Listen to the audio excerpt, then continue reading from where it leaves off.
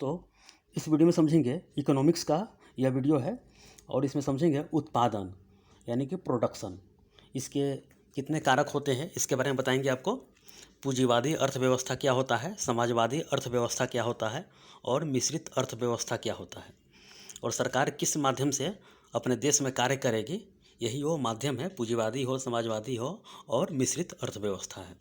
तो कैसे काम करेगी, जैसे पूंजी हो, भूमि हो, उद्यमी हो, श्रमिक हो, यह कैसे लेगी और कैसे कार्य करेगी, इसके बारे में आपको बताएंगे। तो इसका जो चैप्टर है उत्पादन एवं इसके कारक है। ठीक है, आइए आगे समझते हैं। इकोनॉमिक्स का यह वीडियो है और यह हो गया प्रोडक्शन, उत्पादन हो गया। देखिए सिंपल वे में समझिए, उत्पादन के चार कारक है, यानी कि प्रोडक्शन जो देश में होगी किसके माध्यम से होगी ये समझिए। पूंजीपतियों के हाथ के द्वारा, या सरकारी और पूंजीपति दोनों यानी कि निजी व्यक्ति मिल के करेंगे, या डायरेक्ट सरकार ही कार्य करेगी, इसके बारे में यह उत्पादन होता है। उत्पादन कैसे करेंगे इसके बारे में आइए समझते हैं। उत्पादन के चार कारक होते हैं।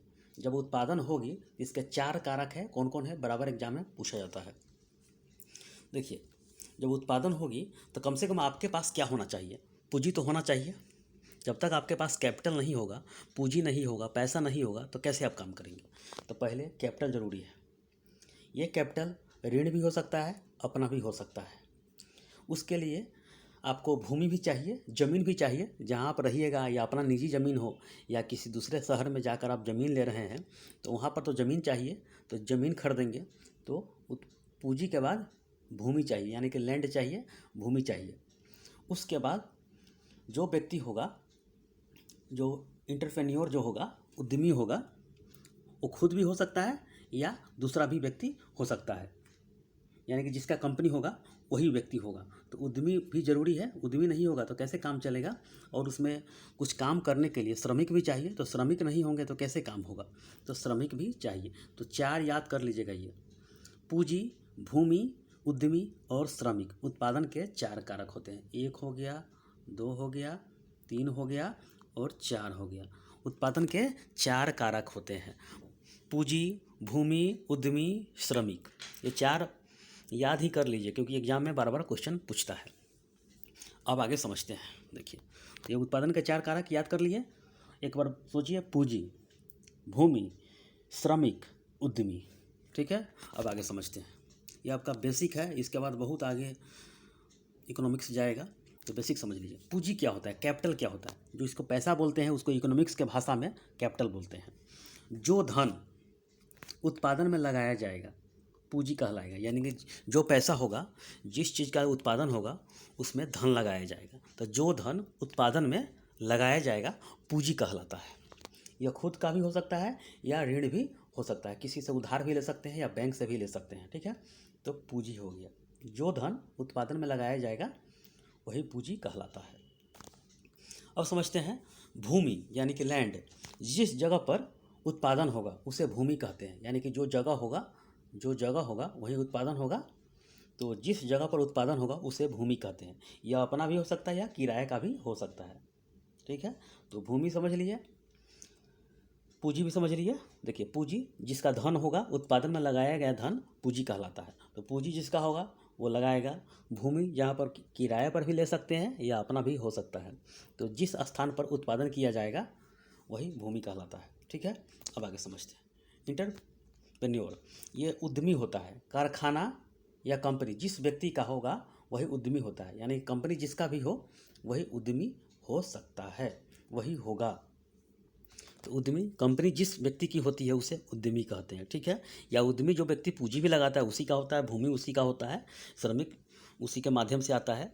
तो देखते होंगे कि जो बड़े बड़े कंपनी होता है उसका लीडर होता है, लीडरशिप होता है। आज हंगामा खड़ा कर देंगे कि आज हमारी मांग पूरी हो, तो वही कंपनी का जो सबका लीडर होता है, वर्कर का भी लीडर होता है। तो लीडर को बुलाकर उसको समझाया जाता है कि किस तरह तनख्वाह लेंगे। अगर घट रहा है यानी कि पेमेंट रुका हुआ है, नहीं हो रहा है, तो वही लीडरशिप जो यूनियन होता है उसके द्वारा, कंपनी के मालिक के द्वारा या सचिव के द्वारा वह तय होता है। ये समझ गए, तो उद्यमी होता है। कारखाना कंपनी जिस व्यक्ति का होगा वही उद्यमी कहलाता है। ये तो समझ गए, तीन समझ लिए, पूंजी, भूमि, उद्यमी। पूंजी जो लगाएगा, भूमि उसका होगा, किराए पर लेगा, या उद्यमी होगा जिस व्यक्ति का कंपनी होगा वही उद्यमी होगा। ये समझ गया। अब आगे समझते हैं। देखिए अब एक बचा श्रमिक। कंपनी में काम करने वाले जितने भी मजदूर होंगे वो वर्कर कहलाता है। ठीक है, कंपनी में जो व्यक्ति काम करेंगे वो वर्कर कहलाएगा। ठीक है, अब ये समझ गए। चार याद कर लीजिएगा। पूंजी, भूमि, श्रमिक, उद्यमी। पूंजी, भूमि, श्रमिक, उद्यमी। ठीक है, अब समझते हैं कि यह सरकार किस माध्यम से काम करेगी। ये समझ गए। सरकार की भूमिका हो या उत्पादन के तरीके या संसाधनों के मालिक जो होगा यानी कि स्वामित्व किसके हाथ में होगा ये देखना होता है। ठीक है, इसी के अनुसार भारत या दुनिया के देश चलता है। भारत किस चीज़ में है तो आपको बताएंगे आगे। मिश्रित अर्थव्यवस्था के अंतर्गत आता है। अमेरिका कैसा है, पूंजीपति के हाथ में है। कनाडा कैसा है, पूंजीपति के हाथ में है। तो ये आगे बताएंगे आपको। सरकार की भूमिका किस माध्यम से होगी यही होता है। ठीक है, देखिए तो ये 3 गो होगा। 3 याद कर लीजिएगा। पूंजीवादी अर्थव्यवस्था यानी कैपिटलिस्ट इकोनॉमिक होगा। ठीक है, और समाजवादी अर्थव्यवस्था सोशलिस्ट इकोनॉमी, और मिश्रित अर्थव्यवस्था मिक्स्ड इकोनॉमी। ये 3 याद कर लीजिएगा, बराबर एग्जाम में पूछता है ये। ठीक है, अब आगे समझते हैं। देखिए इसी को डिटेल में समझते हैं। पूंजीवादी अर्थव्यवस्था यानी कैपिटल इकोनॉमी। पूंजीपतियों के राज यानी कि निजी स्वामित्व, जिसका निजी हक हो वही पूंजीवादी अर्थव्यवस्था कहलाता है। यानी कि इसमें जो निजी व्यक्ति हो, जो प्राइवेट व्यक्ति हो, उसी का यह अर्थव्यवस्था होता है। जैसे बड़े बड़े देशों में चीन, अमेरिका, सिंगापुर, कनाडा, जापान, ये सब पूंजीपतियों के हाथ में है। इसीलिए जितना ज़्यादा ग्रोथ हो गया। अगर एक छत पर खड़ा होकर देखेंगे तो सारा का सारा चमकीला शहर दिखाई देगा। ये पूंजीपतियों के हाथ में है। ये गरीबों के ये हक में नहीं रहता है। ये सिर्फ अमीरों के यानी कि बाजार को देखते हुए यह कार्य होता है। गरीबों को न रखा जाता है। तो ये देखिए ये डेवलप धीरे धीरे होता है, न कि एक बार आप डाल दिए पूंजीपतियों के राज हो जाएगा और गरीब गरीब रह जाएगा। इसीलिए धीरे धीरे उसको ट्रेनिंग वो सब जो अमेरिका है, सिंगापुर देश है, वहाँ प्रत्येक बच्चे को जब 11-12 साल का होता है तो ट्रेनिंग देकर ही किसी चीज़ में उसको एक्सपर्ट बनाया जाता है। धीरे धीरे उस चीज़ में आगे बढ़ाया जाता है, तब जाके वो विकसित अर्थव्यवस्था वाला बनता है। ठीक है, और भारत तो गुलाम रहा। 1947 में आज़ाद हुआ अंग्रेज़ों से। तो धीरे धीरे यहाँ पर भारत में ये शुरुआत में तो समाजवादी था, लेकिन बाद में इतना भ्रष्टाचार बढ़ गया, उसके बाद मिश्रित अर्थव्यवस्था हो गया। ये 1991 में भारत को सिर्फ 15 दिन खाने के लिए व्यवस्था था भारत में। उस समय नरसिम्हा राव भारत के प्रधानमंत्री थे और वित्त मंत्री मनमोहन सिंह। तब जाके किसी तरह प्राइवेटाइजेशन करना शुरू हो गया, तो LPG नियम लाया गया था।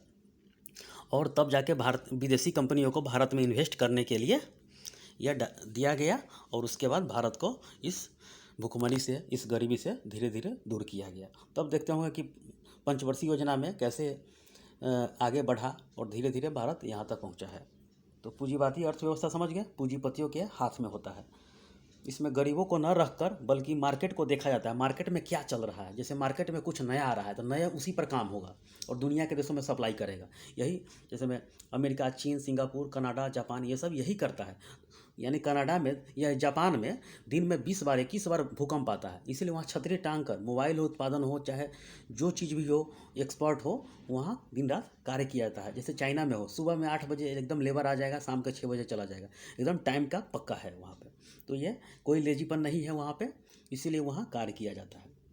कनाडा में बराबर भूकंप आता है, इसीलिए वहाँ पर बिल्डिंग देखते होंगे तो बहुत कम है, भूकंप रोधी बनाया जाता है। तो वहाँ पर किस तरह कार्य किया जाता है देखते होंगे। तो ये याद कर लीजिएगा, पूंजीपतियों के हाथ में होता है पूंजीवादी अर्थव्यवस्था। देखिए ये पुस्तक जो लिखा गया था द वेल्थ ऑफ नेशन 1776 में, स्कॉटलैंड के जो ये व्यक्ति थे father of economy Adam Smith के द्वारा यह लिखा गया था। और इसमें जो सिद्धांत दिया गया था उसी सिद्धांत पर यह कार्य करता है। जैसे अधिकतम लाभ हो, यानी कि जो इकोनॉमिक जो स्वतंत्रता होता है, फ्रीडम होता है, यह पूरी तरह फ्रीडम होता है ये। और बहुत सारे विकल्प होता है इसमें। एक यानी कि सर्च कीजिएगा तरह तरह के उसमें नया नया सर्च खोजने को मिलेगा और देश को ग्रोथ करने के लिए बहुत आगे लोग जाएगा। इसमें समानता भी देखा जाता है आर्थिक में, क्योंकि एक व्यक्ति कार्य कर रहा है तो दूसरा व्यक्ति भी उसे दूसरा तरह के कार्य करेगा, यानी कि कंपटीशन होगा, यानी कि आर्थिक समानता होता रहेगा। वो व्यक्ति कार्य कर रहा है तो जैसे मैं दुकान खोल लिया तो ये भी व्यक्ति दुकान खोल लेगा, ये भी व्यक्ति दुकान खोलेगा। तो ये समानता है, यानी कि सब लोग अपना ललाहित है कि हम कार्य करते हैं, यानी ट्रेनिंग दिया जाता है बड़ी अच्छे तरीके से पूंजीवादी अर्थव्यवस्था में। ये समझ गए। तो यही सिद्धांत दिए थे 1776 में स्कॉटलैंड के जो एडम स्मिथ थे, ये इकोनॉमी के जनक बोले जाते हैं, फादर बोले जाते हैं, तो यही है। तो बहुत सारे ये सिद्धांत दिए थे, तो इन्हीं सिद्धांत में एक द वेल्थ ऑफ नेशन है ये। अब समझते हैं समाजवादी अर्थव्यवस्था, सोशलिस्ट इकोनॉमी। इसमें सारी उत्पादन के 4 कारक जो है, भूमि, उद्यमी, श्रमिक और जो उत्पादन के 4 जो कारक है, इन्हीं के हाथ में होता है। समाजवादी यानी कि समाज के हाथ में, यानी कि जो सरकार ही इसका वास्तविक स्वामित्व होता है, यानी कि सरकार ही इसका देखभाल पूरी तरह करता है। ये समझ गए? अब आगे समझते हैं। देखिए,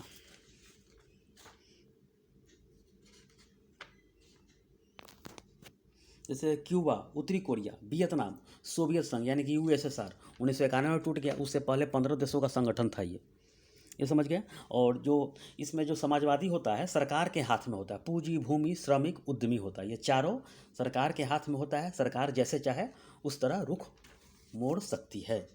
तो ये समाजवादी अर्थव्यवस्था है, सोशलिस्ट इकोनॉमी। इसका जो उद्देश्य है, जो पब्लिक होते हैं, जो लोकतंत्र में जो समाज होता है, उसको जन कल्याण के लिए इसमें उसको भागीदारी निभाना है और सरकार उसको देखभाल करती है। लेकिन इसमें क्या होता है कि बाज़ार जो मार्केट लगता है, इसमें प्रतिस्पर्धा कंपटीशन नहीं होता है। ये कंपटीशन नहीं होता है तो धीरे धीरे यह उसका मार्केट गिर जाता है और आर्थिक स्थिति भी डाउन हो जाता है। इसलिए समाजवादी में समाज को देखते हुए ये समाजवादी कार्य किया जाता है। लेकिन धीरे धीरे समाजवादी से हटकर पूंजीवादी हो रहा है, नहीं तो मिश्रित में चला जा रहा है ये। और इसमें बाजार प्रति जो कंपटीशन होता है, प्रतिस्पर्धा होता है, इसका अभाव होता है। ठीक है। जैसे में सरकार के हाथ में, तो सरकार जो जैसा चाहेगा उसी तरह न होगा। यानी कि अगर कोई प्राइवेट कंपनी आ रही, प्राइवेट कंपनी अगर भारत में, मान लीजिए भारत में आ रही है, तो सरकार जैसे उसका नियम होगा उसी के अनुसार उसको भूमि देगी, ज़मीन देगी, सबका जो स्वामित्व होगा वही होगा। तो समाजवादी हो गया। इसका जो अभी वर्तमान में उदाहरण है, वियतनाम, सोवियत संघ, उत्तरी कोरिया, क्यूबा। ये उत्तरी कोरिया जो कि कोरिया प्रायद्वीप पर है, उत्तरी कोरिया, दक्षिणी कोरिया। इसका तो बंद व्यापार बोलते हैं इसको, ना आयात है ना निर्यात है। देखिए, तो इसका जो पुस्तक कार्ल मार्क्स, जो जर्मन के मशहूर, यानी कि जर्मनी के मशहूर दार्शनिक थे, इनका जो पुस्तक था 1867 में आया था, दास कैपिटल। दास कैपिटल में इसी पर प्रयोग सोवियत संघ ने और चीन ने किया था। तो 1917 में सोवियत संघ ने किया था और चीन में 1949 में किया था, समाजवादी अर्थव्यवस्था के लिए। तो ये याद करके रखिएगा। ये कार्ल मार्क्स ये पुस्तक पूछता भी है कि दास कैपिटल का यह पुस्तक है, 1867 में आया था, और समाजवादी का यह उदाहरण है कि किसमें इसका वर्णन है। तो कार्ल मार्क्स की पुस्तक दास कैपिटल में वर्णन है। अब आगे समझते हैं। देखिए, अब एक है लास्ट, मिश्रित अर्थव्यवस्था, मिक्स्ड इकोनॉमी।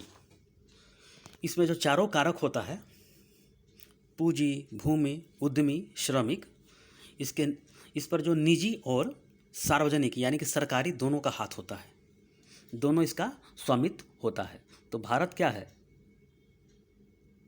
भारत एक मिश्रित अर्थव्यवस्था वाला देश है। और भारत हो, पाकिस्तान हो, फ्रांस हो, श्रीलंका हो, ये सब मिश्रित अर्थव्यवस्था वाला देश है। उत्पादन के कारक एवं निजी सार्वजनिक दोनों का हाथ होता है, यही मिश्रित अर्थव्यवस्था कहलाता है।